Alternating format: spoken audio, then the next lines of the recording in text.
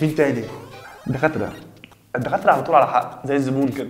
الدكتور على طول على حق. في المحاضرة مش فاهم أي حاجة، أنت بطيخة قاعد مصطبح رباني مش عامل دماغ بس مصطبح. ومفهمه إن أنت فاهم، كل ما يبص لك أيوه إكس 2 وأنت حمار، أنت بلالة. أنت دلوقتي في العجمي مش في المحاضرة. يخلص شرح. يا جماعة حد عنده سؤال؟ أي حد عنده سؤال يقول، ما تتكسفش قول.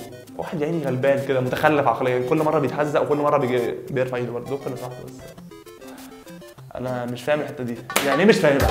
وانا كنت بشرح يوم انت بتفتح مش معايا، بشرح يوم الصبح. انت مهندس، انت سؤال يساله واحد في ثانيه اعدادي، يعني انت طول عمرك بتدرس ايه؟ متخلف عقليا. انت طالب في ثانيه هندسه، دي اساسيات.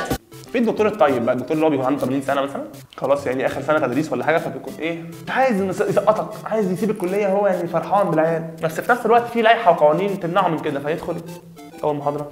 صباح الخير يا اولادي، عاملين ايه؟ يا رب يكون سنه سعيده عليكم.